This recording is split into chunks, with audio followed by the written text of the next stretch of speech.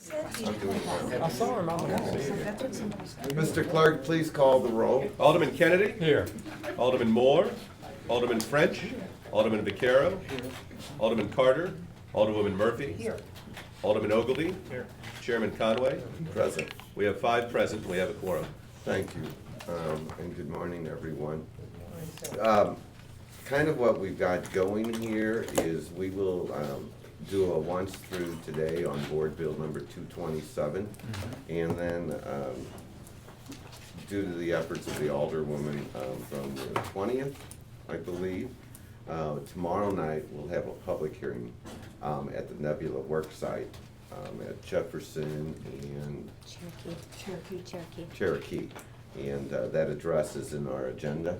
And we would like you there, and that way we'll give, since this bill covers some lofty subjects and a large sales tax increase, it, I think, was paramount that we actually have one out in the community. The Nebula Worksite is something that I think that we should showcase as a city also, and it's an excellent facility. That will be tomorrow night at 6:30, giving the temperature of all of you. We may vote on it there, or we may have the vote Friday morning at 9:15, Mr. Clerk, on this bill. But this bill has to be on the ballot in April. This goes to the voters. We have to, if we're gonna put it on the ballot in April, it has to clear the Board of Aldermen by January 24th. And I'm sorry that all these bills are coming with such tight time constraints, but we have an outgoing mayor, and we have a lot of things that everybody has sat on for a while, and each of them are important issues, and we have to give an opportunity to our voters to weigh in. We recognize Alderwoman Ingrassia on Board Bill number 27.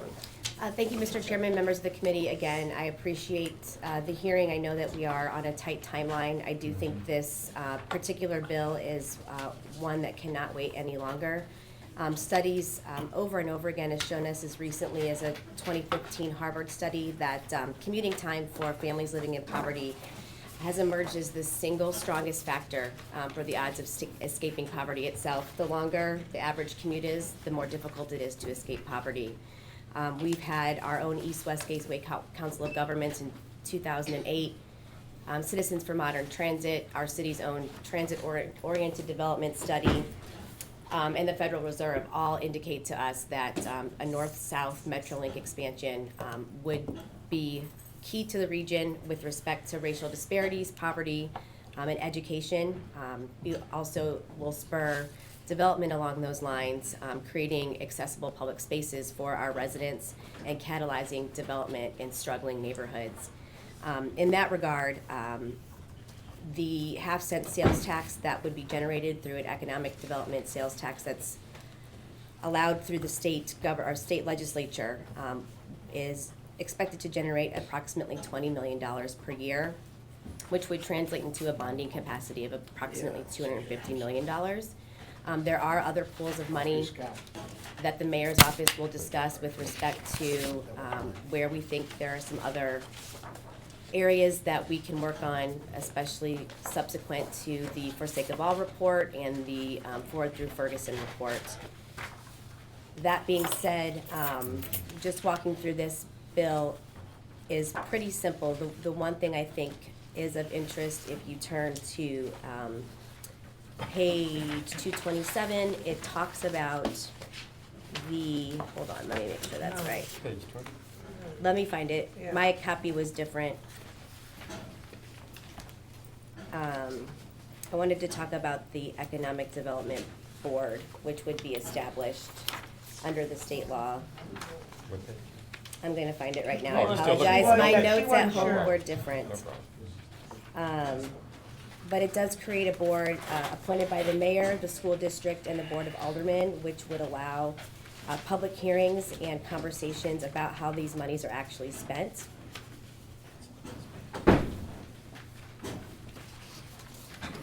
I could have sworn it was on page, maybe it's on 6. There we go, section 6, page 6, line 1. So that's a requirement under the state statute. And I think brings a level of accountability and transparency to this process that sometimes residents have complained about, rightfully so, with respect to what they vote on at the ballot and what actually gets expended once the money is coming into the city coffers. That's a brief overview of the bill. I'm happy to take questions. Also, we have a representative from the mayor's office to speak more specifically about the other pools of money that have been identified in this bill. All right, anyone else have a seat?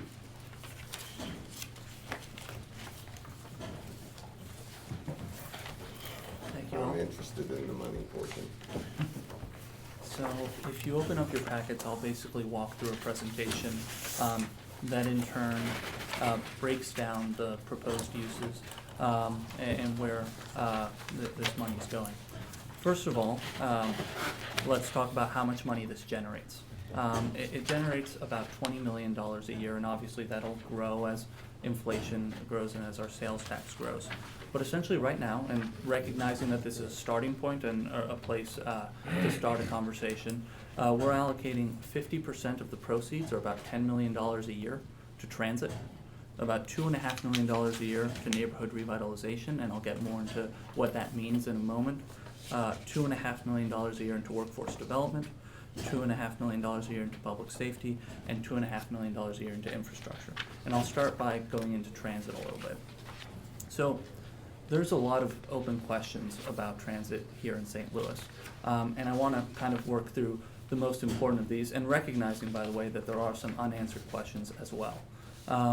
The first important question to ask ourselves is why? And Christine hit all the key reasons why, so I won't waste too much time repeating these points, but essentially, we know that investing in transit is something cities across the nation are doing. This past November, we had $200 billion in transportation ballot measures, and almost $200 million worth of them passed, buoyed in large part by Los Angeles, $120 million, and Seattle, $50 million, but nonetheless, $50 billion, excuse me. It connects people to jobs and economic opportunity, and just as importantly, it does the opposite as well.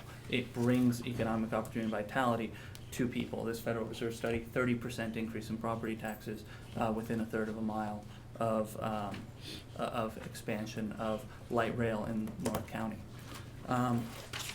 So moving now into the next key question, which is when is this feasible? When can we actually start constructing this? And to understand that, we really need to understand the planning required to make this a reality. So we start with some history. In 2007, we had a study which was ultimately approved by East West Gateway Board Directors as a locally preferred alternative for the city. But while the locally preferred alternative does not expire, the information in that study that allows us to enter project development with the FTA, ridership, the cost, all these pieces, they have a shelf life. And so we're currently conducting a new study. That study will likely be done around May 2018, early mid 2018. And it's basically going to do a couple things. It's going to, and we're doing this with $2 million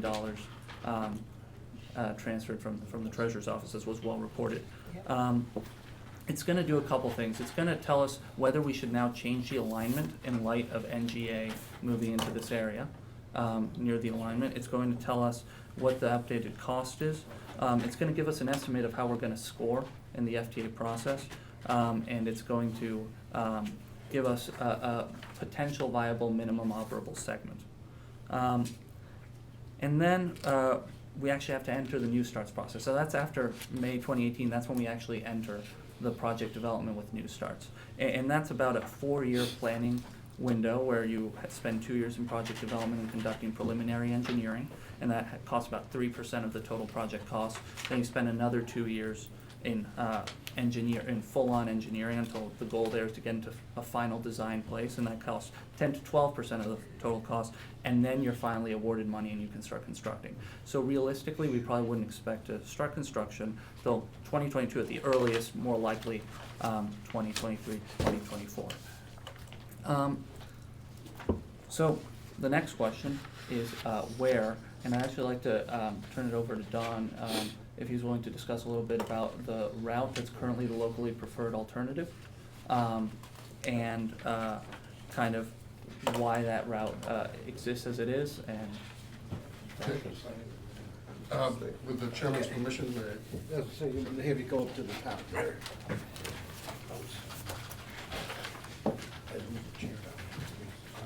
so let me forewarn you that I've brought a map, but we'll save that if there's a more detailed question. But I'll just remind ourselves that the north-south alignment is indeed a north-south alignment, well vetted during the process from the 2007, 2008. The multiple choices were examined at that time for the alignment. It's some 17 miles within the city limits. To the south, there were a variety of choices to look at that narrowed down to looking at Grand or Jefferson, radiating out from downtown, coming from downtown. And it goes down Jefferson, and it ends up going all the way down to Loughborough. In the core part of the city, many of you understand and know that Southeast St. Louis, not an area known to have lots of high-rise, but is a extremely dense part of the town. So that was chosen during that. The north side, and this has a particular passion to me in that the examination how to best serve the north side was very robust at the time. The work ended up with that we go out Florissant and then go out Natural Bridge to Goodfellow, to the Goodfellow area. That alignment, again, was vetted during that process. Noel made a mention that the East-West Gateway Commission study will review all that and will verify the wisdom and the ridership numbers and those type of things, aspects of that. And then there's an additional asterisk in just north of downtown, where we know the National Geospatial Site is occurring, is there will be a particular focus at looking to see whether that catalytic development causes a change to the alignment to serve that. And I'll remind ourselves that most of transit trips end and begin with a pedestrian experience. Certainly there's some park and rides, but the whole idea of thinking about the density and the development opportunity around these transit stations are things that we've looked at. We, with East-West Gateway and the One STL report, spent a lot of time looking at what could happen within a half mile around these proposed station locations. And you'll be able to share us that map. Be happy to. I'd roll it out at the table when. Okay, it's large. We'll put it on the desk out here. Okay. Alderman French, if you had a quick question, I want to get through the presentation. Well, that was the question, is why we're using our imaginations, aren't there, you don't have, it's not a map you can pass out or anything? Is it something that they open that cabinet, that opens into But aren't there like Maybe we got pen. handout size versions of? See if you can get on the horn and have someone produce a handout side. No, we're not gonna do that right now. We're not gonna put that map up there. We'll put it out in the main boardroom, but Where it's gonna be. see if you know can where the get, stations are gonna be though. but I'd like to get back to the finance Well, in all part. fairness, we don't know where the Yeah, lines are gonna exactly, be that's what you yet. just said. Yeah. So, All right, Noel, Detail. let's Any pick further up. questions? We don't know yet. We're gonna come back to questions in a little bit. So why are we funding it? Just where If they you would could be. get on the horn though, and see if you could get emailed over to the clerk, yep, like an 8.5 by 11 or an 11 by 14. I'll leave you everything I brought. It's two different sizes. I'll get you something smaller in addition to that. Mr. Thank you. Chairman, we plan on being there all day, why wasn't something this important, should already been prepared? You have a copy I of the don't plan? have all day to see, this is very important, and we should have that Right. information. I am asking for it. I know that study's been out for 6 or 7 years. We're gonna get that to you. We're gonna have, and I'm sorry, Alderman, we're gonna have 2 meetings on this bill, so we're gonna have plenty of time to review that, and hopefully for tomorrow night, same thing, Noel. for the public meeting tomorrow night, let's have a few handouts. Let's have a stack of handouts Yes. of We'll get the on that. map. We'll get on that. All right, let's keep going with the finances. So now I know the question that the people most interested is the how, right? And let's begin by establishing what the cost is first. Now, at this point again, to actually get a real number on the cost, we need to conduct the study. That's why we're doing the study, because at this point, we can make educated guesses, but we can't pretend to know for a fact. That said, here's an educated guess that I consider reasonable, and if anyone disagrees, well, let's have a conversation and discuss that. In 2007, the study identified the following costs. 46 million, per mile in North St. Louis, 87 million per mile in downtown, and 61 million per mile in South St. Louis. These varying degrees really correspond to how built out the environment is.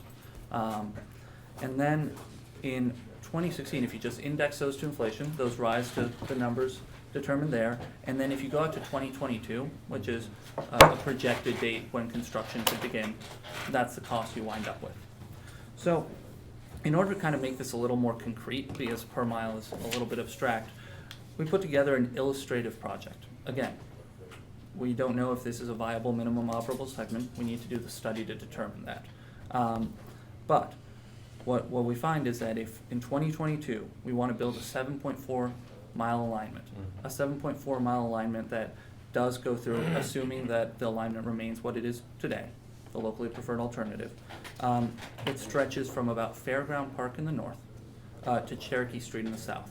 It has density, it has need. It goes through the most carless neighborhood in the city, 53% in the near north side.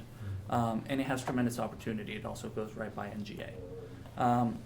And this is all for a cost of, again, the precision in these numbers is really pointless because we don't know, but about $580 million. I think what is fair to say is about $600 million.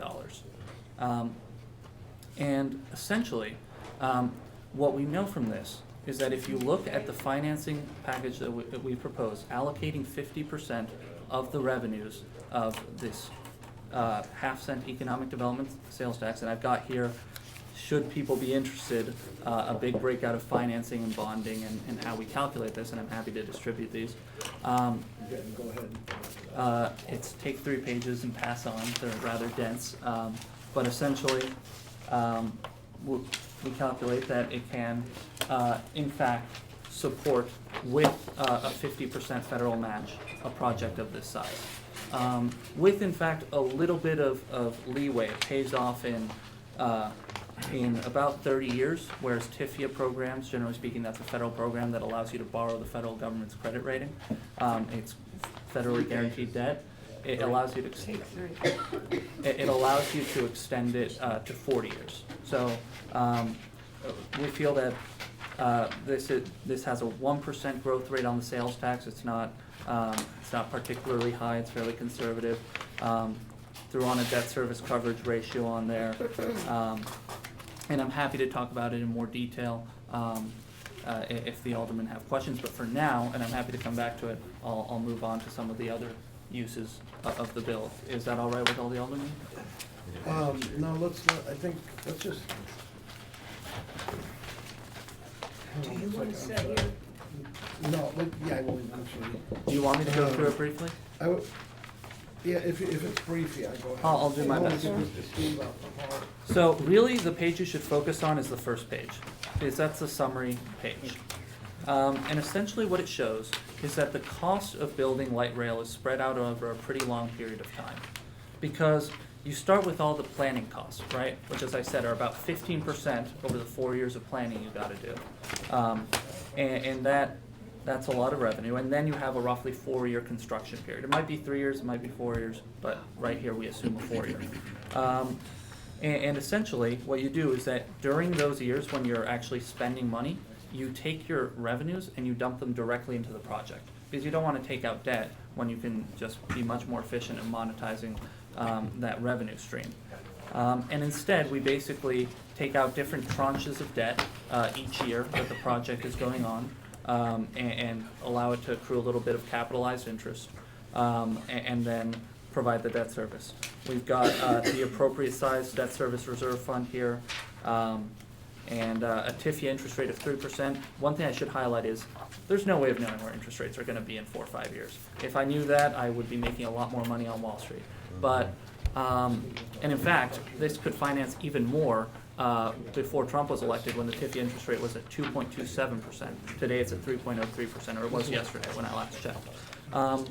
But essentially, we feel this is a reasonable assessment that the proposal that we have before you can finance at least a $500 million project and likely more. Steve, Chairman, take your big hand off. Chairman, do you want me to review any of that? No, or- keep going. Fantastic. In that case, do we want to do questions concerning North-South Metrolink now, or do we want to move on to the next uses of the tax? I'd like to go through all of it. Okay. The money's part. Absolutely.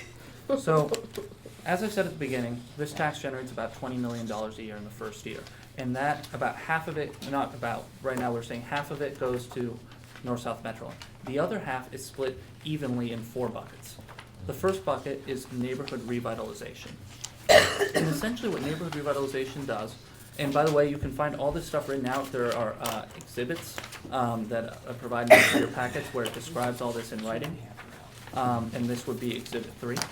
But essentially, neighborhood revitalization creates a program inspired in part by the Choice Neighborhoods program, the federal Choice Neighborhoods program. And essentially, what it aims to do is translate some of those partnerships that we put into practice on the near north side, or that we developed on the near north side, and translate them into neighborhoods across the city, and bring this opportunity to neighborhoods across the city. And essentially it's founded in 3 principles. The first is place-based investment, because what we often do, both as a nation and as a city, is we spread out our revenues across 2, 3, 28 neighborhoods across all 50 states. And that's the way things are done sometimes. But what the Choice Neighborhood Program, the insight of it is that it picks 5 each cycle, or 5 or 6 each cycle, and basically says, here's an opportunity to catalyze real transformation. And there are benefits to scale that you don't see if you just spread all the money around. And so that's the first thing. What we'll be doing here is that each year, this proposal would allocate $2.5 million to one neighborhood or one contiguous geographic area. That would be selected on a couple criteria, because obviously if you're just going to select one neighborhood, you need to make sure your selection criteria are sound. And those selection criteria include, and again, there's a long list on the attachment, but they include that there's a community engagement process underway in the neighborhood, that the need is identified by the citizens and is data-driven, and that ultimately the decision is made by a panel of community development experts. The second big principle at stake is community engagement, because it turns out that when people are involved in identifying what their problems are and what the right solutions are, outcomes are better. Who knew? And essentially, what we do here is that we allow the raters, or we ensure that the raters are actually residents of the neighborhood, that they are. So basically, after a geography is selected, as proposals come in, they're rated by residents or individuals who work in the neighborhood itself, so stakeholders. And that we expect to, and obviously, as I mentioned before, neighborhoods are selected which have community engagement processes underway. The critical piece to remember there, by the way, is that we don't want this requirement for a robust community engagement process to wind up excluding the very neighborhoods that we want to help the most, because they may not have access or the capacity to undertake this planning process. And that's why we're also including in this program at least one annual $50,000 planning grant that would go to a neighborhood to help them undertake this planning effort, so that they can then apply and win these $2.5 million to do things like, there's this great example in the Choice neighborhood where we're taking $500,000 of the grant money and partnering with Justine Peterson. They are turning that into a $5 million micro enterprise fund for small business and credit creation, all those kinds of things. $2.5 million isn't enough to turn around a neighborhood by itself. It's not enough to build a community center or build a school or a hospital, but it can provide some gap financing, and it can help things move in the right direction. And that's kind of the logic here, and also why we will be requiring leverage. 3-to-1 leverage on, for anything affecting the built environment, 1-to-1 for all programs. All right, moving on to workforce development. Again, $2.5 million a year are allocated to workforce development. Again, there's an attachment describing these in more specificity than I'll get into. But essentially, we're allocating this to 3 areas. The first is Slate. And we've got Director Holmes, in case anyone has specific questions. And I should mention that we also have Sandra Moore here, if anyone wants to ask questions at the end about neighborhood revitalization. And we obviously have a bunch of transit experts around the room as well. In any case, with respect to Slate, essentially, what we've learned and what we've realized is that there's currently, because Slate is fully federally funded, and the federal funds require that that people who receive them are job ready. There's currently a bit of a service gap in Slate's operations, in that about 60 to 70% of people who walk through the door can't pass the test to get into job training programs. And what essentially funding this out of general revenue would allow us to do is to serve those people who don't have the time to take a 4-hour test, which I'm sure many of us around this table might put us off as well, and essentially help fill this gap. There's other details, but I'll skip over them as well. We're gonna take a moment or two rest here. They wanna start the neighborhood development meeting, so we're gonna take a 5-minute recess. I'm sorry, but I have 3, they need 3 people from here to make a quorum across the street. So everyone have a coffee break, and we'll be back in a few minutes. Yep. So I discussed briefly Slate, so I'll move on to St. Louis Youth Jobs. St. Louis Youth Jobs provided an analysis of how they could expand their services with an additional $500,000 in funding, and they determined they could fund 200 more. Terry, we're gonna start. We just started 30 seconds ago. So he's back at the, St. Louis Youth Jobs. Youth Jobs. Having talked a little bit about Slate, St. Louis Youth Jobs provided our office with an analysis of how they could expand their services with an additional $500,000 in general revenue funding.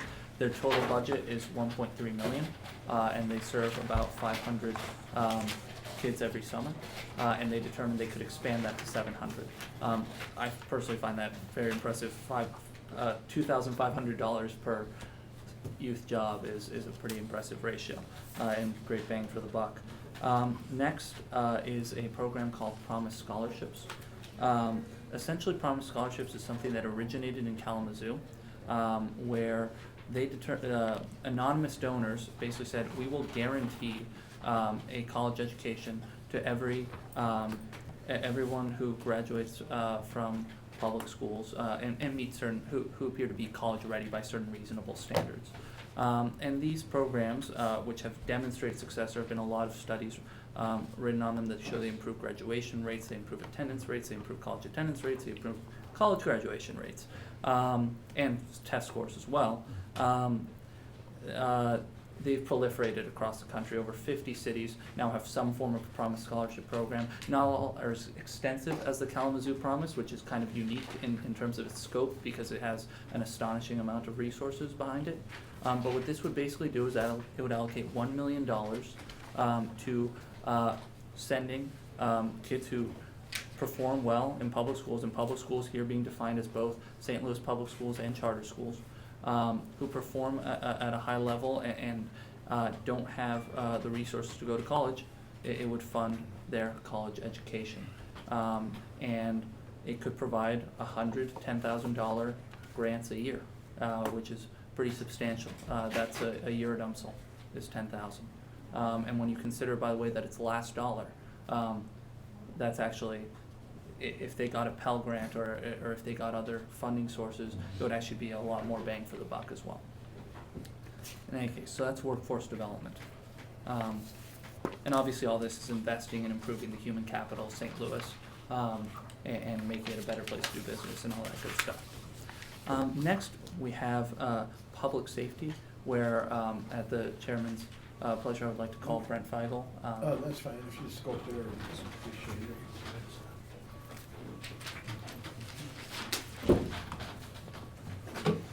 Lieutenant Brent Feig of the St. Louis Police Department. Really, focus on public safety has to be revolved around three core things. First is actually the hiring of police officers. Secondarily is the retention of police officers. And third is the technology advancements to improve operational effectiveness. That's kind of where I'm going to focus today. So part of the public safety ask is to begin to consolidate some antiquated databases that the police department has, really a new records management system and intelligence business software. Again, is to try to consolidate some disparate databases in an effort to improve operational efficiency, hopefully saving money over the long run. Secondarily is to advance the Real-Time Crime Center. As most of you have been in the Real-Time Crime Center, it is really a showpiece for both the police department and the city of St. Louis. We've had some extreme successes within the Real-Time Crime Center, working with the aldermen as they kind of expand out safety and security within their own respective wards, tying all those cameras and technology back into the crime center. We've really seen some benefits. And then really as we kind of go through, that would include increasing the video wall. If you've been in the Real-Time Crime Center, it's 8 panels now. That would bring it up to the full 32 panels as we expand out. Again, is to try to put as many cameras up on the board as we possibly can. And then again, we're always looking to integrate systems. We've developed some great partnerships with business leaders, business districts, private businesses to integrate their cameras into the Real-Time Crime Center. Again, some of that money will be used to integrate those disparate camera systems into a single platform. Really what we're seeing is different business districts and private businesses are investing in safety and security, and how can we leverage their investments for the good of the safety of the city of St. Louis. And again, the goal is to expand the network, bring MetroLink, hopefully the public schools, investments such as Scottrade and other public buildings into the crime center to have that integrated camera platform. Thank you. Thank you.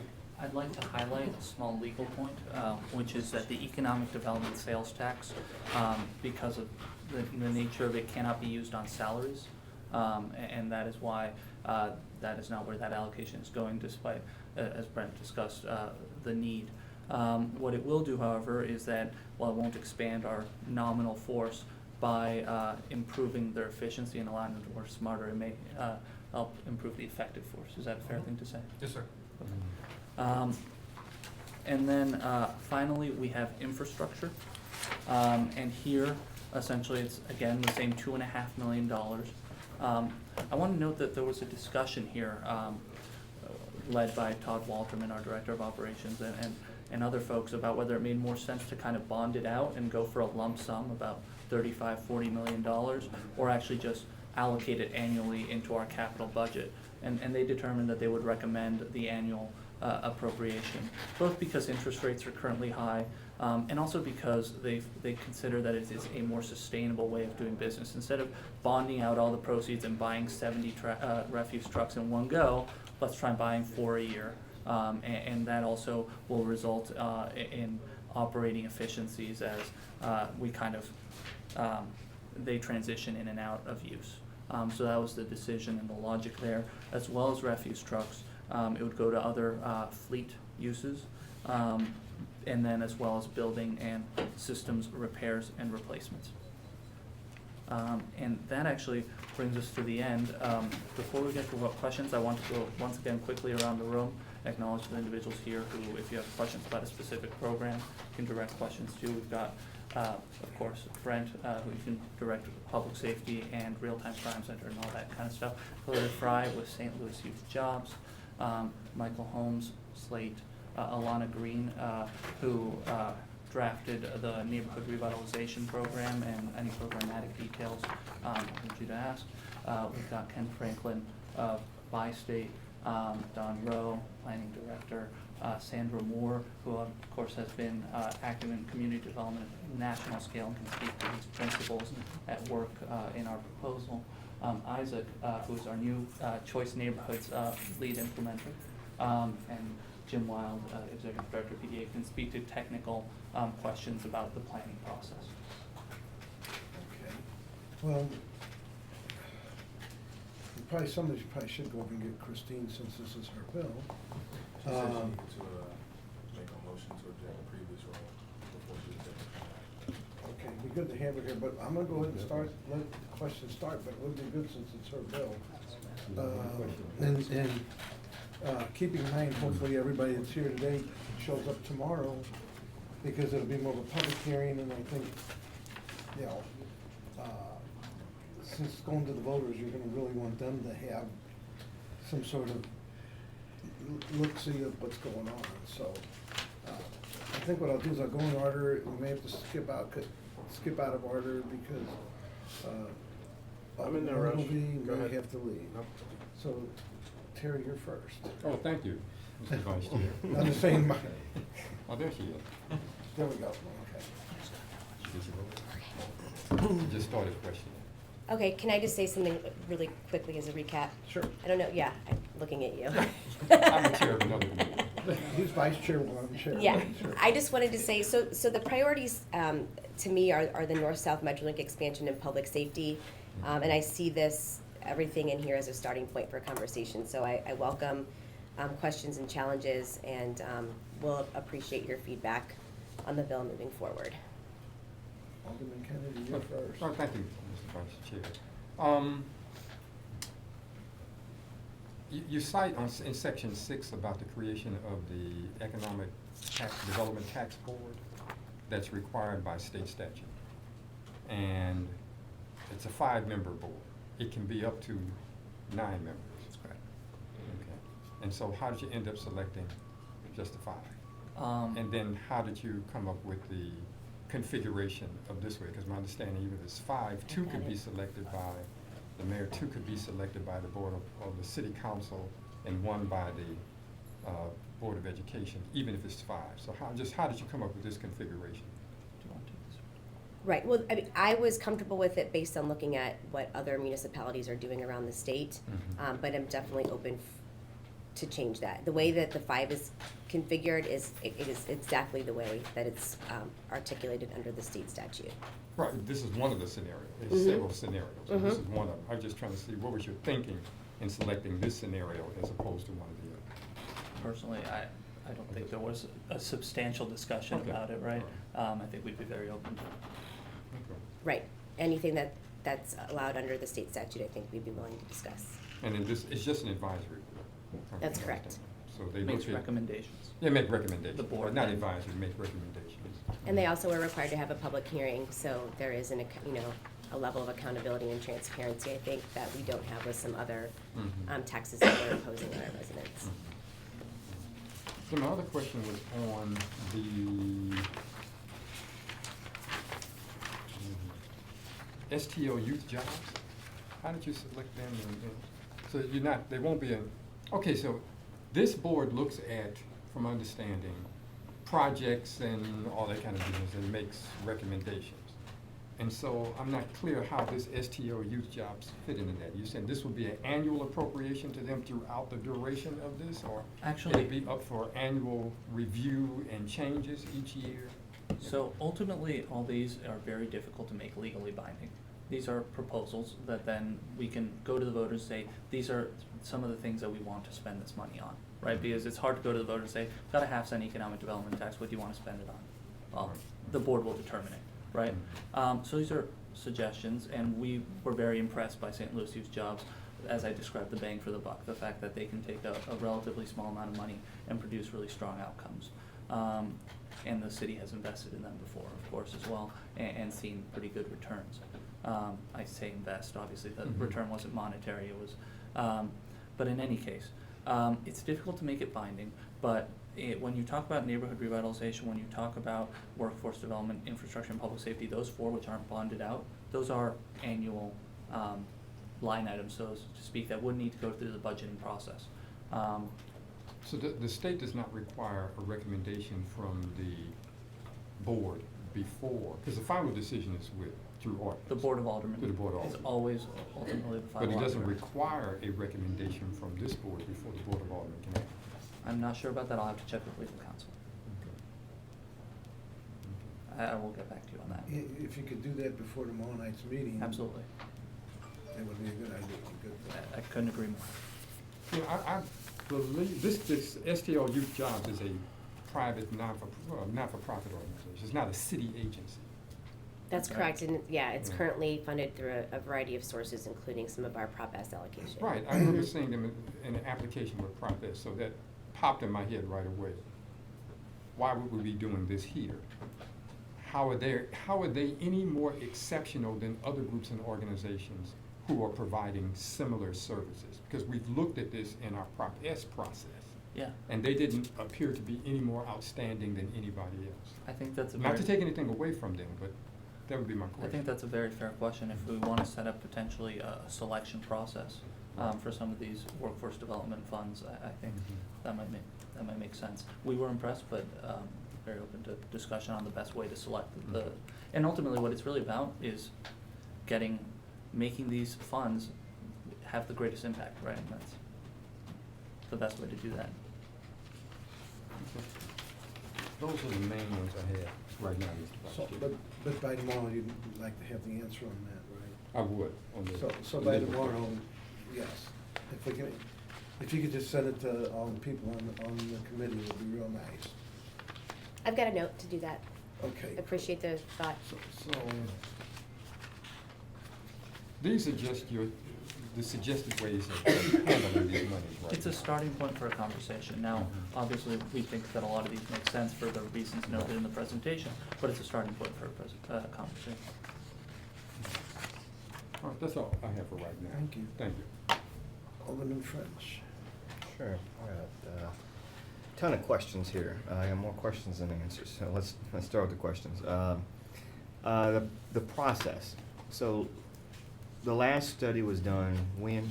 In 2008, I believe it ended. The report was in 2008, this study was in 2007 through East West Gateway. Okay, and any idea how much that study cost? I do not, Mr. Wall, do you know how much? That study would have been probably around $3 million. That's about $3 million we spent on that study. And then what happened after that? Do you think it makes sense to have, Sure. yeah, Go do ahead. you want to pop up here and just introduce yourself and? Sure. Why My name's don't you- Jim. Come on up. Lead you in the hot seat. Yeah. My name's Jim Wild. I'm Executive Director of East West Gateway Council of Governments. So, back in 2008, we wrapped up that previous study. Our Board of Directors, through that process, selected a locally preferred alternative, which is essentially the alternative that's on the map, I believe, out there. I haven't seen the map, but minus the little piece that goes around NGA that's being studied right now. Nothing moved ahead on that for a couple reasons. Lack of federal funding, very competitive process. It went from what used to be 80-20, 80% federal funds, 20% local match. It started to creep up because it got to be a very competitive process. So it went quickly to basically a 50-50, 50% federal for 50% local match. The other piece of it is we went into a recession at that point. So most municipalities and counties and local governments started to hold on to their dollars and weren't making investments in infrastructure, and certainly not infrastructure of this magnitude. When we looked at North Side, South Side at the time, it was about $2.1 billion for that whole corridor. So Noel spoke earlier about a much more abbreviated corridor, I believe, about 7.4 miles, I think he said, from Cherokee up to Fairground Park. So,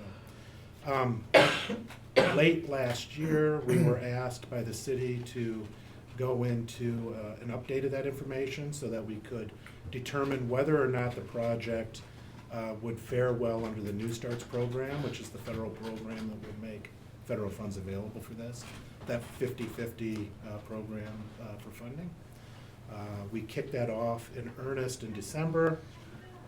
It's going to be about an 18-month study. So as Nolan mentioned, we'll be wrapping that up hopefully in May or so of 2018. At that point, the determination is going to be made, I suppose, how well this is going to compete for federal funds, and if it's not going to compete well, does the city want to move ahead and do something else in terms of financing the project? Either way, if you decide to move ahead, there's going to be a project development process. It's going to take about 2 years to complete.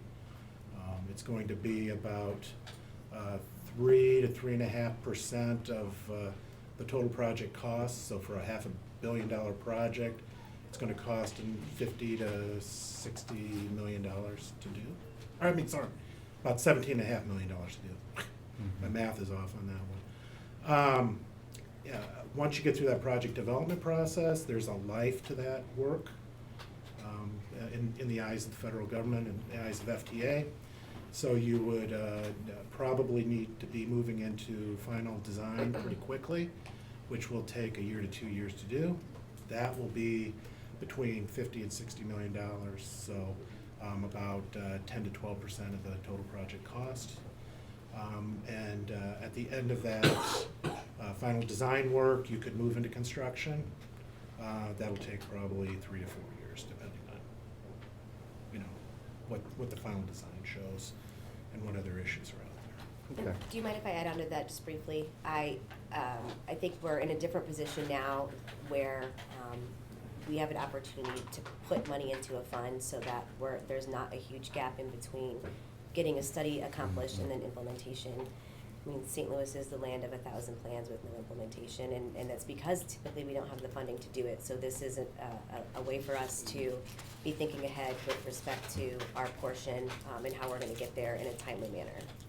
Well, I appreciate it. I don't know if I agree with that, just simply because, while we would increase the sales tax on citizens in the city of St. Louis and visitors to St. Louis, the money that goes into the pot will only be a fraction of what would be needed to build actually the MetroLink expansion, correct?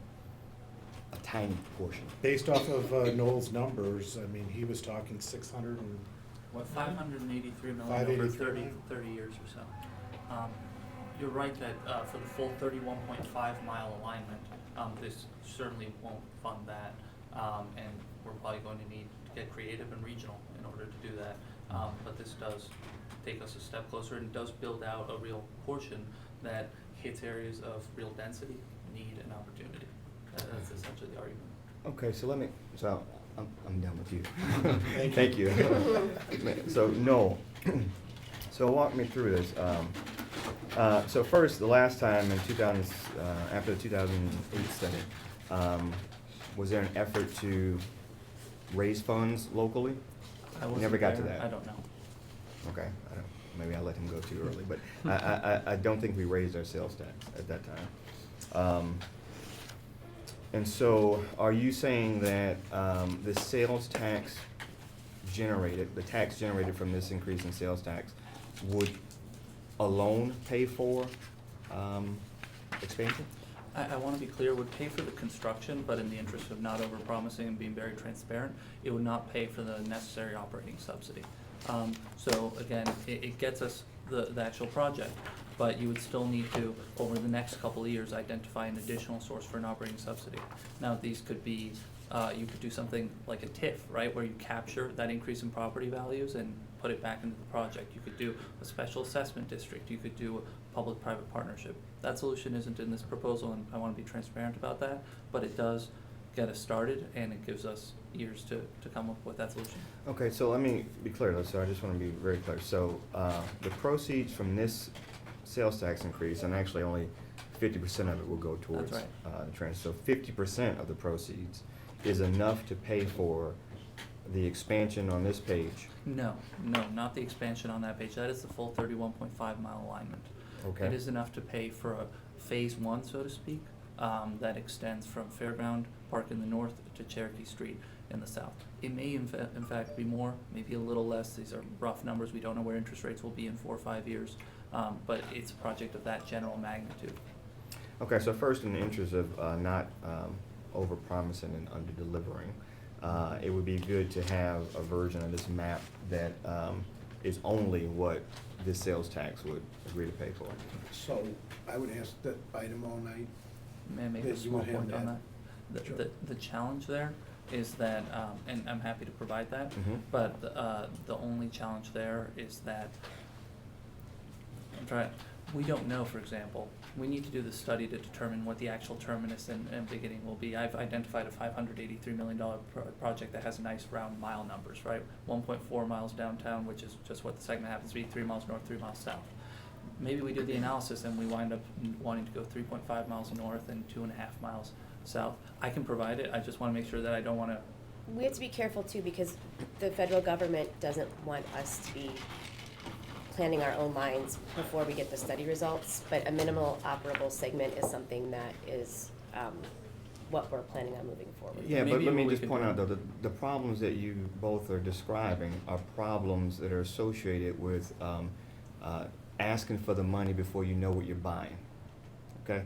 And so if you're asking voters and citizens to give you the money, they wanna know what they're buying. yeah. And if you're telling them you can't tell, I can't show you, I don't know what you're buying, that presents a problem to those of us you're asking us to sell this to our constituent. I think that's a really fair point. I think that kind of the logic just to why we're approaching it this way is kind of to avoid that problem you described in 2007, where we had the $3 million study, but we didn't have a comprehensive idea of how what's the next step.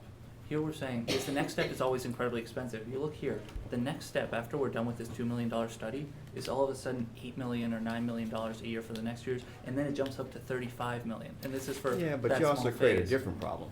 The different problem, and I've been in government long enough to see this one, is that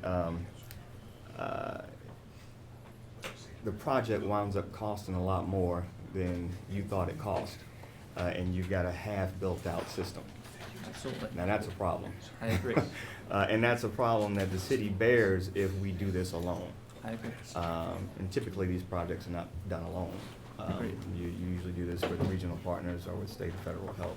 And so if we would dare to do it alone, we would also bear the risk alone. I think you're absolutely right about that. So that is a challenge. In all fairness as well, when the city was first discussing doing Metrolink at all, we pushed forward first under Shamel and then brought the county along under McNary. So there is Well, there was also a precedent for that. different relationship. I mean, even in 2007, 2008, there was a closer relationship between the executives of St. Louis City and St. Louis County, and there seems to be. Well, we don't know what that's gonna look like. We don't know. We know what it looks like today, and I don't know if it would, if we should bank. Anyway, so let's talk about St. Louis County. Where's St. Louis County at in this? I don't want to speak for them. Well, on the map you distributed here, this thing expands into St. Louis County. Mm. Is it going to expand into St. Louis County? If St. Louis County decides to fund it. So if it does not expand into St. Louis County, it would stop, on the north side, it would stop at Grand, Natural Bridge and Grand. A little bit further, but yeah. Where would it stop on the south side? Again, according to just where the 3 miles happens to end is almost exactly on Cherokee on the south side and about halfway, a little more than halfway down Fairground Park on the north side. If the county is in, though, it would expand further. It would expand further into St. Louis County. It depends on how the county is in, because if the county says, oh, we'll build out all the pieces that are in the county, then we'd still need to find sources of funds to build the remainder Well, of that's the my pieces next in the city. question. So then, even if the county is in, where do we find the money to pay for the gap between, say, Exactly. for instance, Natural Bridge and Grand all the way up to Riverview? Exactly, and I think that's where you'd have to have a conversation with the county and say, at the end of the day, your residents are using this area as well. They are relying on the entire system as it's built out. But ultimately, these are all hypothetical conversations, and would Well, require. But they're No, they're important. They're conversations. very important. Yeah, but again, this all gets back to us asking for the money before we know what we're buying. So, so what is the plan B if they say no? I think I am being cautious in acknowledging some uncertainty. I wouldn't put it as extremely as we don't know what we're buying. I think that I want to be clear about the fact that we don't have all the answers. That is not to say that we don't have any answers, and we can't make some reasonable projections. So let me ask it another way. Why can't we do it where we pay for the plan. We know the route. We then make the case to the voters to pay for the route. They know what they're paying for. They know where the stops are gonna be. They know if it's gonna be elevated, underground, if it's gonna require eminent domain or destruction in some areas to go through certain areas. What's wrong with that way? I think that would be one approach if the board wants to take that approach, where you would basically say you need to take out a roughly $80 million bond. Because that's, at least for this project, if you want to do a bigger project, you'd actually need to do, it's 15, the total cost of the 3 to 3.5% and the 10 to 12% is about 15%, right? So it's whatever the project cost is. So let's say it's the whole city portion and it's $1.2, $1.4 billion. Is it, which one is it? Is it 1.2 or 1.4 for the whole city piece? We believe it's higher, that's the number you came up with. Let me see. What for the What, city piece? what number do you guys have? Can you stand? 1.8. Just stand Yeah. up for a minute so they can hear you. I believe closer to 1.8. So there's some disagreement between, about the numbers?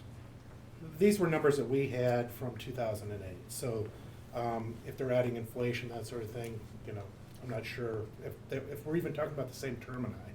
Yeah. But, you know, for the portion in the city, we had about 1.8. I have, for what it's worth, I have discussed the 7.4 alignment with Jerry Blair and checked that he thought it was reasonable. And I don't want to speak for him, but reasonable. Can you make sure everyone knows who Jerry Blair is? Jerry Blair is our Director of Transportation. And he worked on the original MetroLink study. He worked on the original MetroLink, but he's worked on that 2008 study also. And he's managing the city's, that 18-month study that we're working on. Thank you. Okay. So again, I mean, it just highlights a little bit of a problem for me is that these projects often cost more than we think they're gonna cost.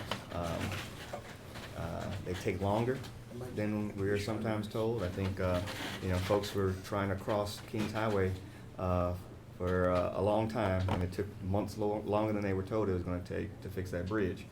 You know, highway projects cost more. We've seen this a lot of times. If the city does it alone, if we raise our sales tax and say we're gonna pay for the whole thing by ourselves, we bear all the risk. And if there are cost overruns, and when you start talking about projects in the range of, you know, $500 million, $1 billion or more, you know, 10% is real money. Absolutely. And so I think that's something to take. At least we need to acknowledge that is a risk we are bearing if we choose to approve the sales tax before we know exactly who our partners are, where we're gonna build, et cetera, et cetera. I agree, and I would simply, I think the question at heart is, do we think that it is feasible to, in the near term, have a more regional approach? And I think that's a question. What is the answer to that? I don't know. I don't have any particular insight onto that. So we don't have a high degree of certainty at this point that St. Louis County will be our partner in this expansion? That's correct. Maybe this is a question for our Eastway Gateway people, but on the federal side,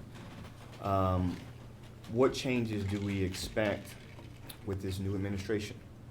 Are we expecting changes to? I don't think anyone can predict that administration.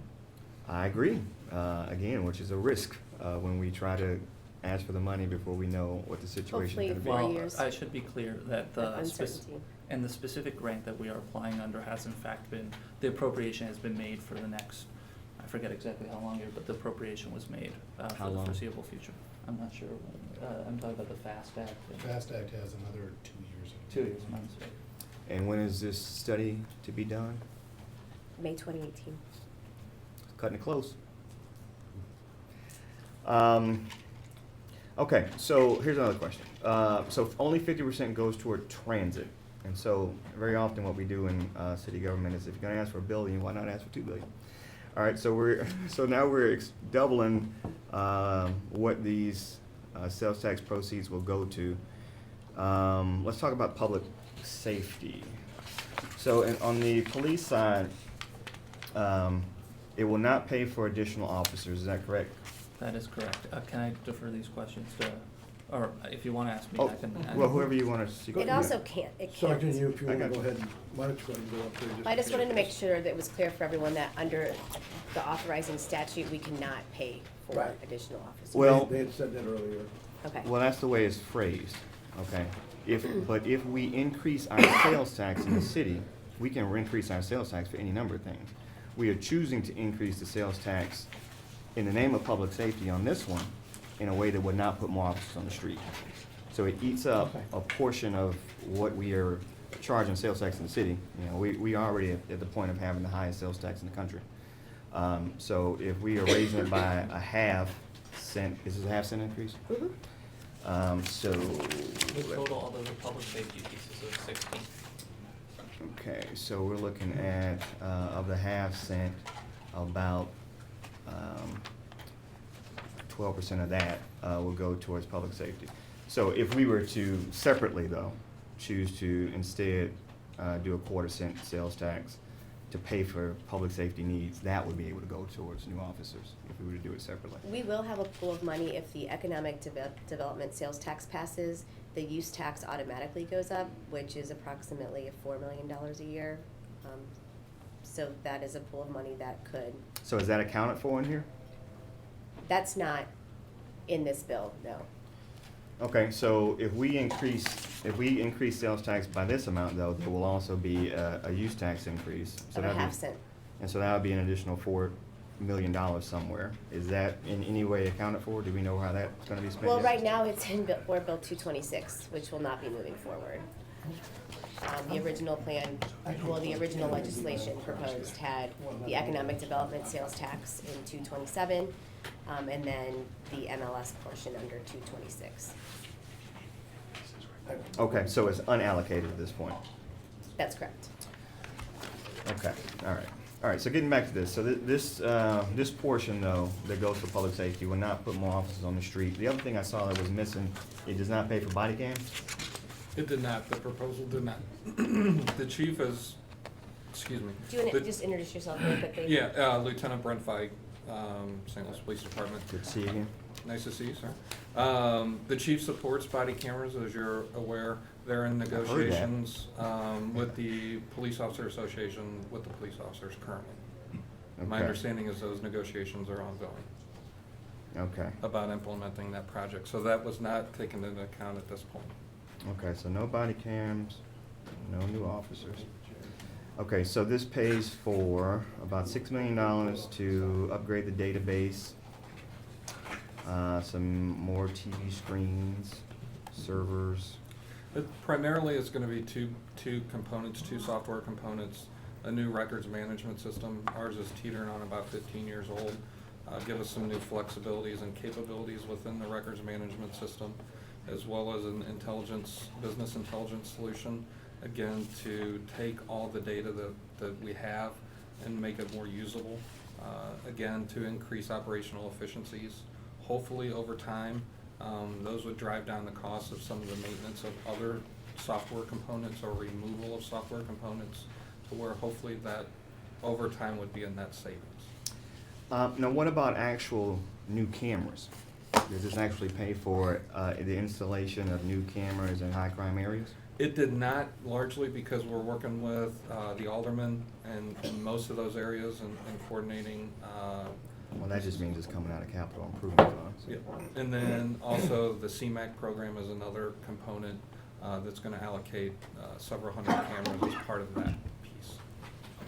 What about maintenance of cameras? That seems to be a huge issue. That's all built into the Board of Public Service and the agreements that they make with the aldermen at the time. Obviously, the police department has its own cameras, and then we pay for the maintenance of those.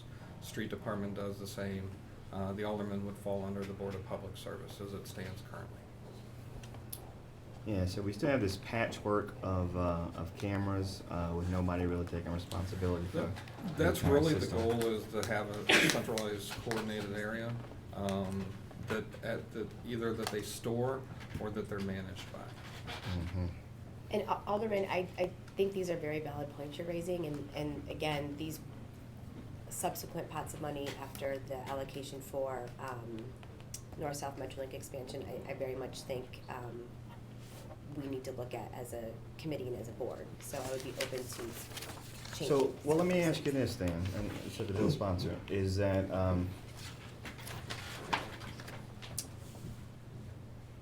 if we're doing this in the name of Metrolink expansion, why double the size of the ask?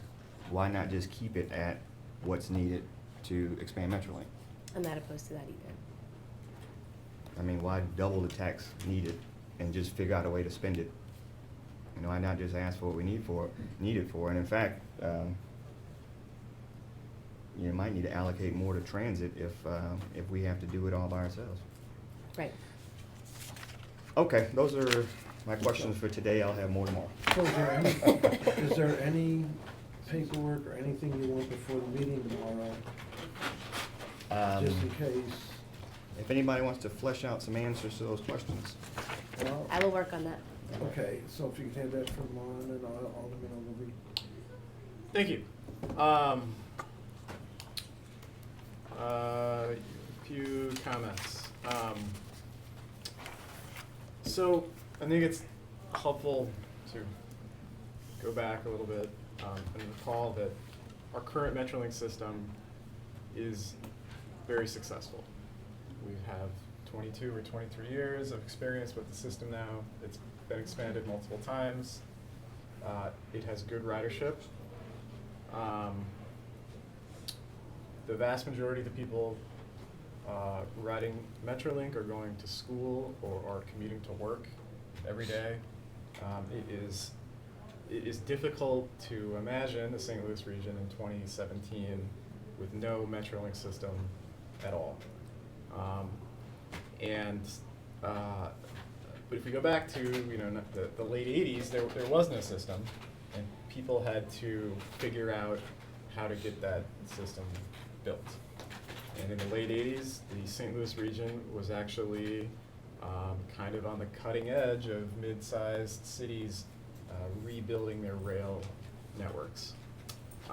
And there were a lot of skeptics at the time, including the leadership in St. Louis County was very skeptical at first. Nevertheless, it got built, it's been successful. However, it is a fairly limited system. We have 46 Metrolink stations between the Missouri side and the Illinois side. A lot of the system is actually in Illinois, it's not in Missouri. And if you look at like density of stations per person, you compare St. Louis to a city like Chicago. Chicago has something like 10 times the number of transit stations per person as St. Louis has. And that is why Chicago is a far more effective system. They just have more, they have more transit per person in the region. Our system is primarily an east-west system, and yet the city of St. Louis is something like 28 miles from north to south. Our rail transit system currently does not touch the neighborhoods in North and South St. Louis that were in fact originally built around rail transit. They were built around a streetcar network. The north side, south side line has been a line on a map for 2 decades now. Every analysis that the region has done of where Metrolink should be expanded next has said this is the route that should be built next. That was the case in 2007 and 2008. That was the case in 2014 when East West Gateway did their 30-year transportation plan. This is the highest priority transit expansion in that plan.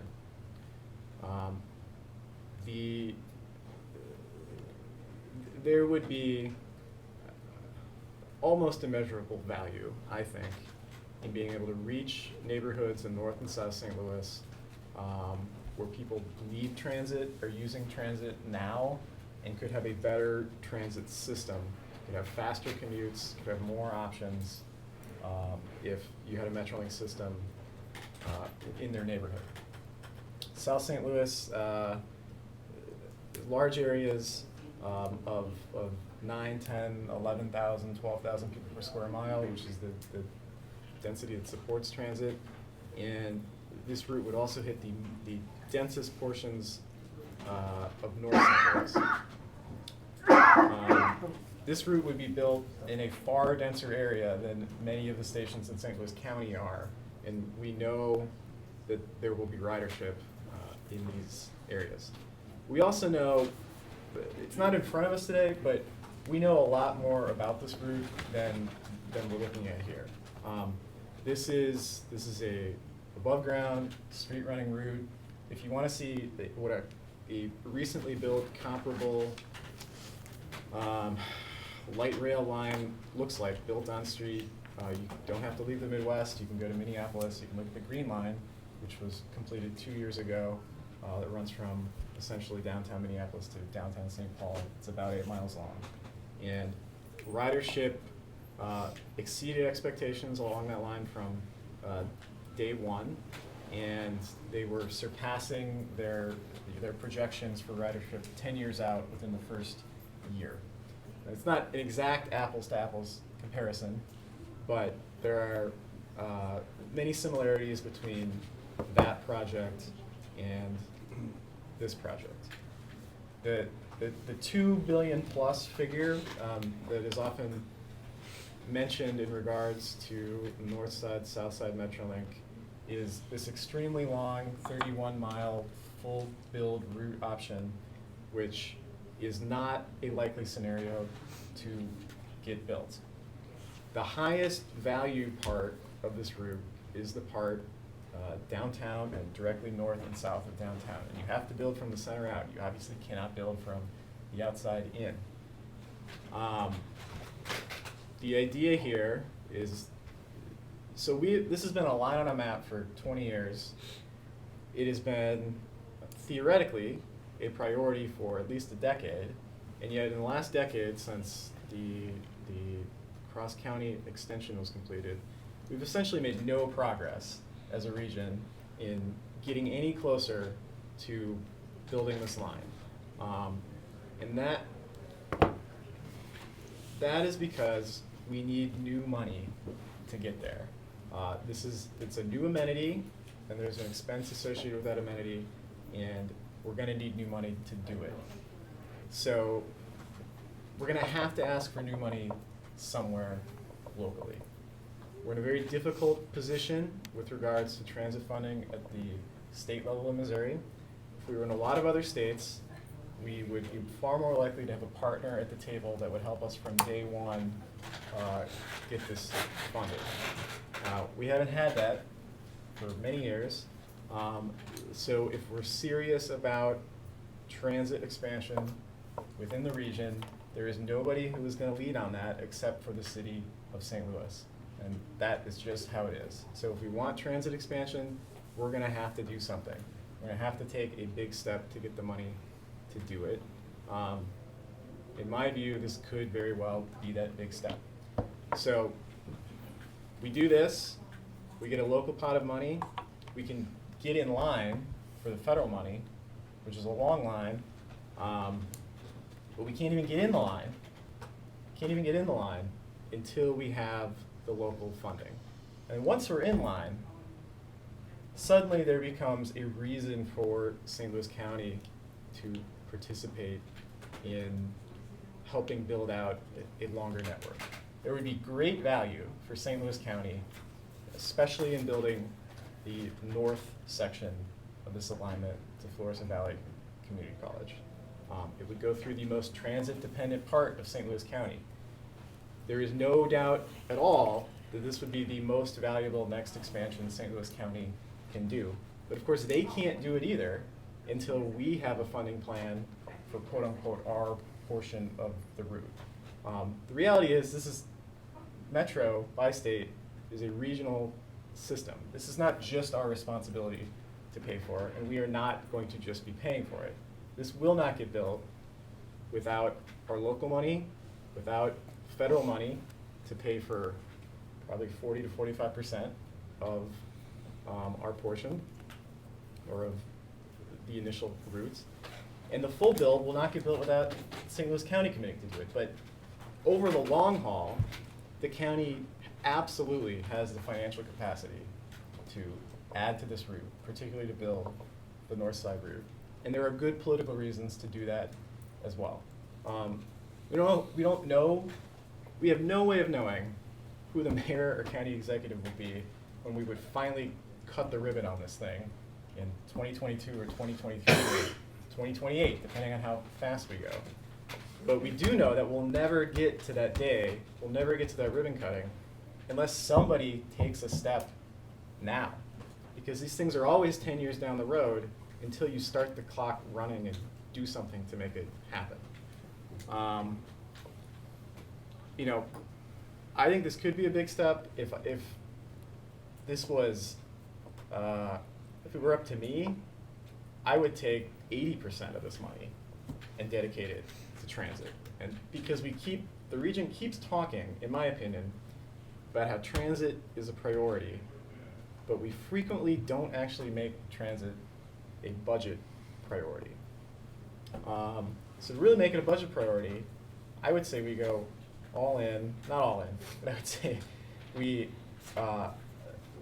invest more into the transit side of this bill with the hope that we can get a longer route, or to ensure that we can pay for what you would call the minimal operable segment, which is probably 7 or 8 miles, you would think. And this will be competitive for federal funding. I mean, you look at need, it's there. You look at the economic, the income levels of people living near the route. This is the place where the nation should be building transit, not down the middle of Highway 64 where nobody lives, which people always talk about, but it should be built where people live now, in places where they can access the stations. So I would love, it would be much easier to do this if the state would step up and help us do it.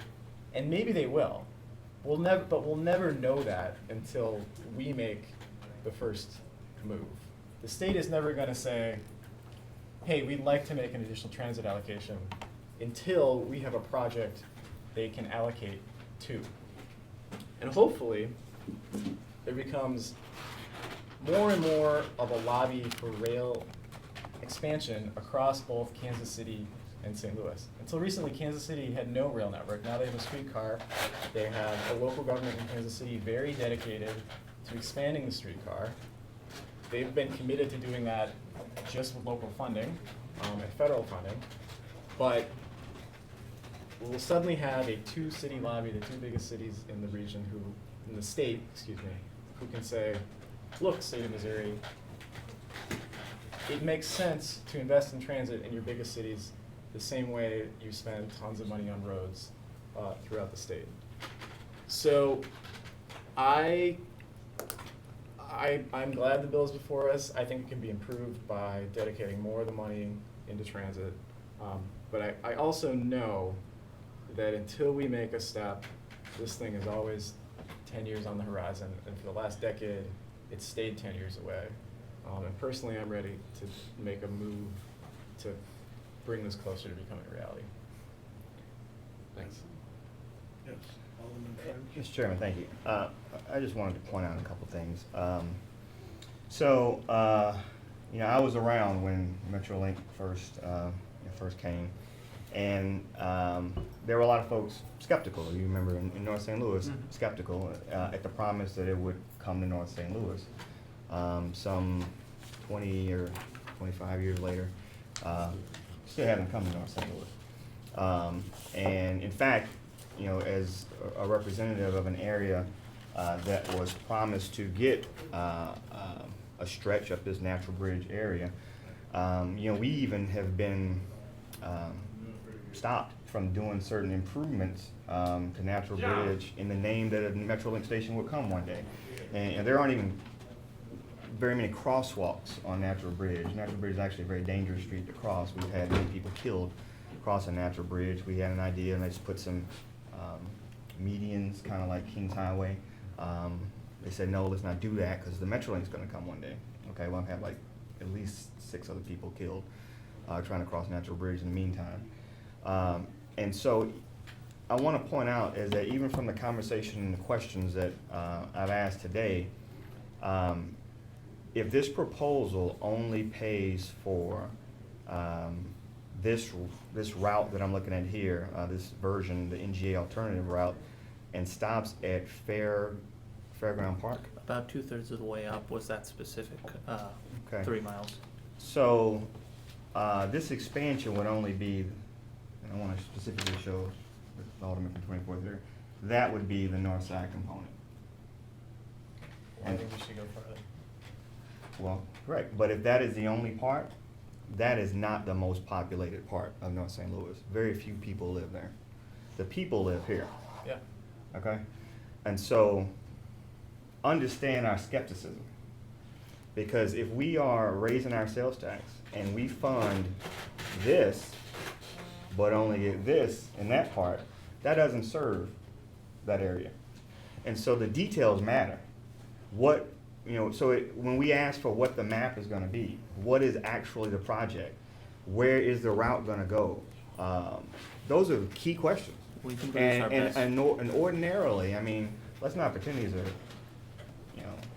out of the norm questions. Usually, before you pay for something, you wanna know what you're paying for. And as you also know, for every good transit project, there are bad transit projects. There are destructive transit projects. And so the route is important, and people should be told what they're paying for before we use, especially sales tax. Sales tax is a very regressive form of taxation. So it overwhelmingly affects poor folks more than more richer folks. So I think it's important for people to know that the promises are actually going to be fulfilled this time. People have been waiting for light rail to serve their communities in North St. Louis for decades now. And so I think the route is important, and I think it's important for folks who even support this strongly and support transit, as I do, to understand the history of the skepticism. And we should make every effort to make sure that we are going to fulfill the promises being made. That's So, it. I mean, are you wanting a map for tomorrow? Oh, yeah, I want a map. So We'll for put one tomorrow, together. Yeah, so for yeah. tomorrow, to the best that you can, a map, Mhm. please. And I would just say, Do the best that you can. to the best that you can, I'd like a map.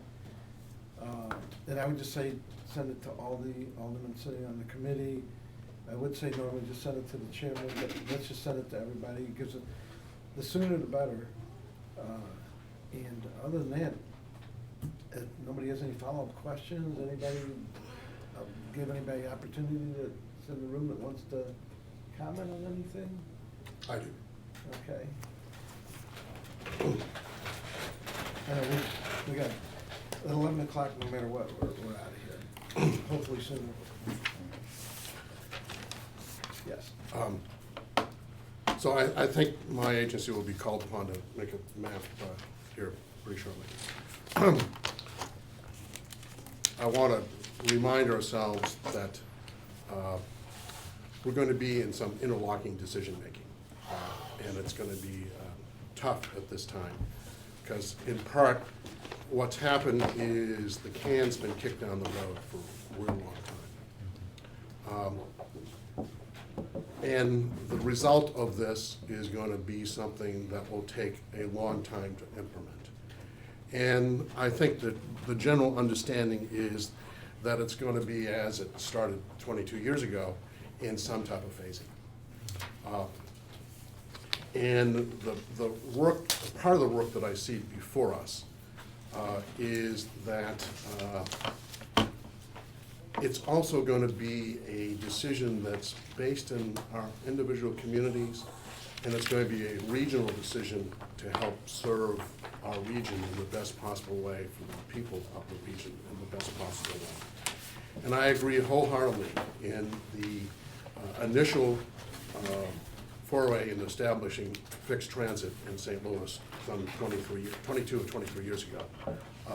Helps put us on the competitive map that we would not have been if we hadn't done that. So I'm a firm believer in transit. Love the fact that we have some lines on the map. And I generally wouldn't just describe them as lines on a map, other than they are, and they have been vetted to some degree. One of the things that we have to do is that we're in a, for lack of a better word, competitive in our region in getting the best alignment to serve our region and the finances to complete that. And one of the things that we keep being behind the 8 ball on is us having the finances to step up and do our share and help not push the can down the road. So I think in the mix, I think that part of the equation is very important to us, to be able to put forth that ability to benefit our communities. I'm saying that in light of something that I'm concerned about in terms of the map and finances. And part of this is hard to communicate and hard to gain trust on when the numbers are so big. And I think the opportunity is so great. And I think the opportunity is going to come as something that's ultimately going to be phased. The work that's being done by the current endeavor through East-West Gateway, actually there'll be 2 works on Metrolink expansion in the metropolitan region. There'll be one performed and solicited through the St. Louis County is the way I believe that is to be.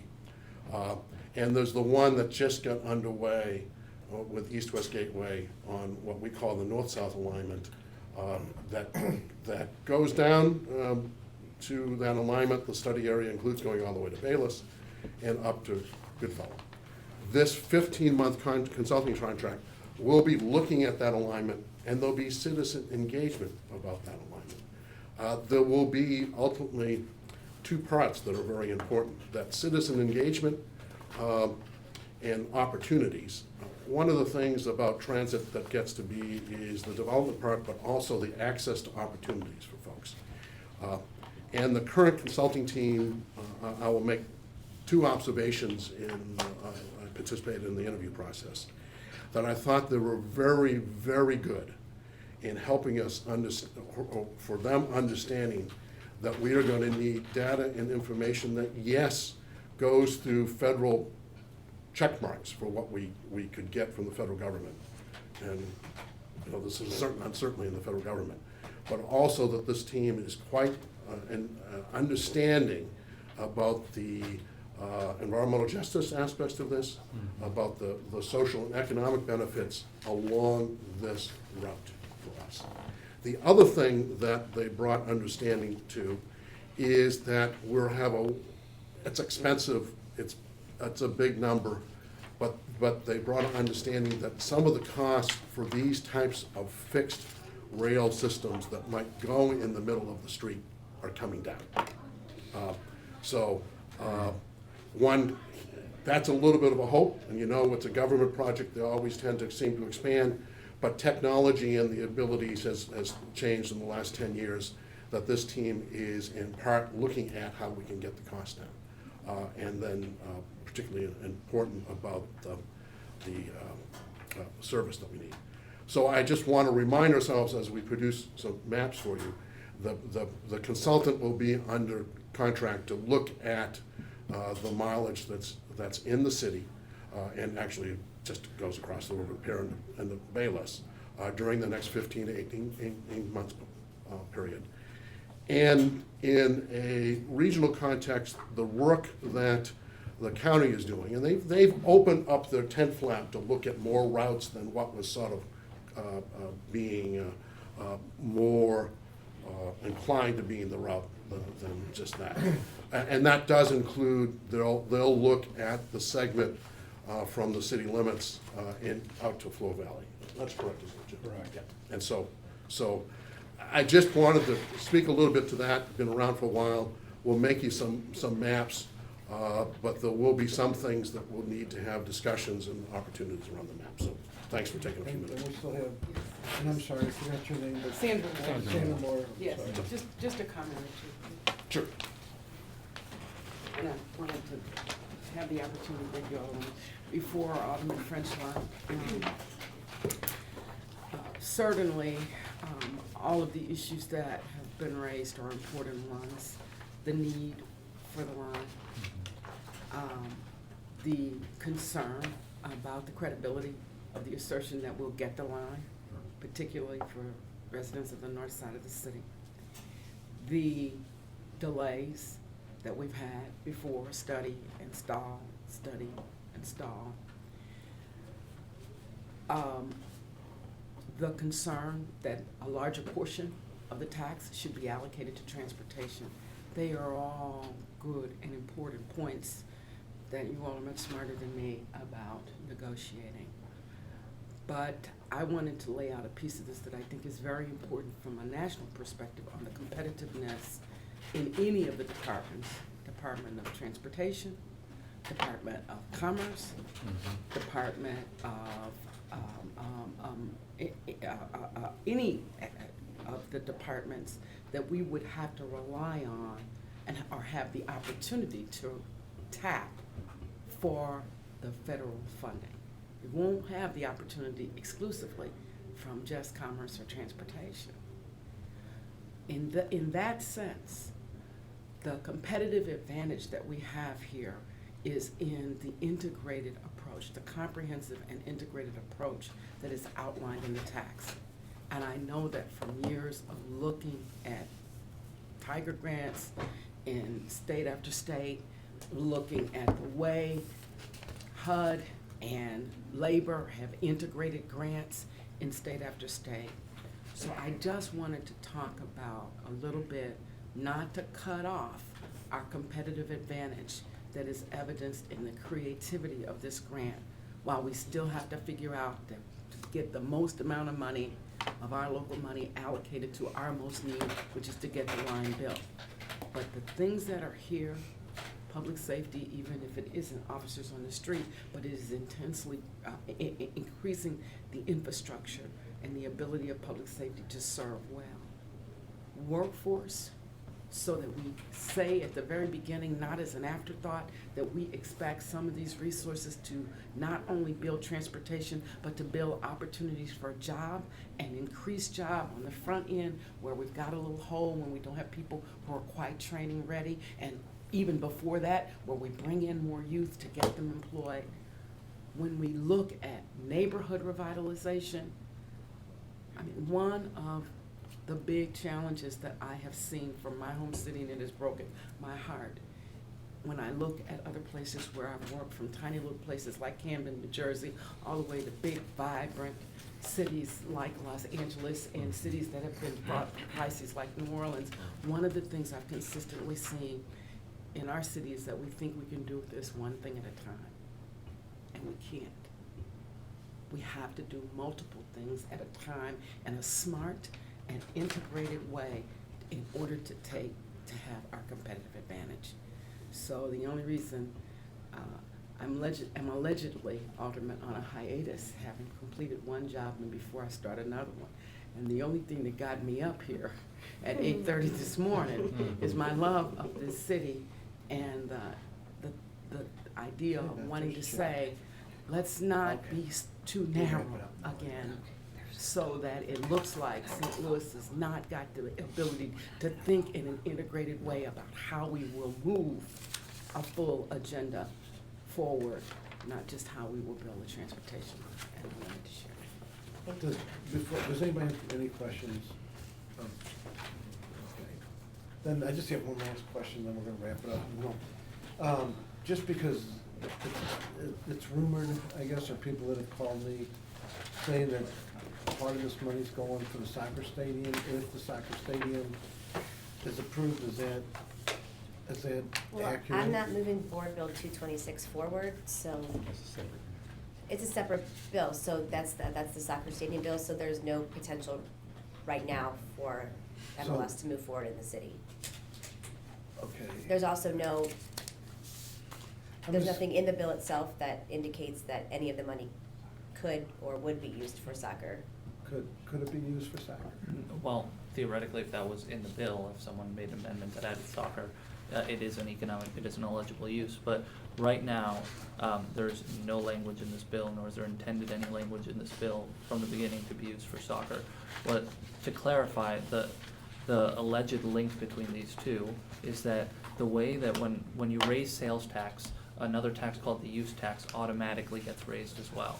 The use tax is imposed on, intrastate transactions, on transactions over $2,000, basically on businesses, buying out of state. What was at one point considered, and this is what Bill 226 does, is it says this use tax revenue that would be generated by raising the sales tax could be allocated to soccer should the voters approve it. But they would be two separate ballot questions, which, should the voters approve economic development, they could also vote down soccer. And they're two totally separate questions, and more importantly, as the Alderwoman just said, 226. Well, and I just want, to clear it up so that people understand that it's not, or if it was, because I'm being asked that question, and I'm sure people will take everything into consideration when they vote. These funds can't be used for soccer. Okay, well, I'm sorry, I yes. have a question. I- Well, thank you, Mr. Vice Chair. I have it, and I was gonna ask her to get her opinion on this anyway, so I'm glad that you stepped forward. You raised a point that is just really sinking with me. Your point is about we need to take an integrated, multifaceted approach. And do you see this as that? I do. Would there be other areas as opposed to this that you would think need to be addressed or could be addressed under this sales tax? Well, That it's would a- make it even more. It's a fine line, Right. Mhm. because you can put in so many things. Right, right. That nothing is, I think this is a nice, tight focus. Okay. If there was anything that you might add, it might be to try to attach some health, Healthy, right. Mhm. because in cutting-edge cities using transportation, you're finding ways to put health clinic at transit stops. So if you're going to do transit, and we've got the Missouri Foundation for Health here doing outstanding work, that would be one area that I would say you might take a look at, because in LA's doing some great work with clinics at transit stops, and Texas is also. But since I came back up here, there's one other thing I wanted to say that got away from me then. The other thing about this comprehensive and integrated approach is that you use small amounts of resources in the totality of things, 2.5 million to neighborhood revitalization or 2.5 million to closing gaps in employment is not much, but it can draw in so many local and national foundations that see us in a new way. So,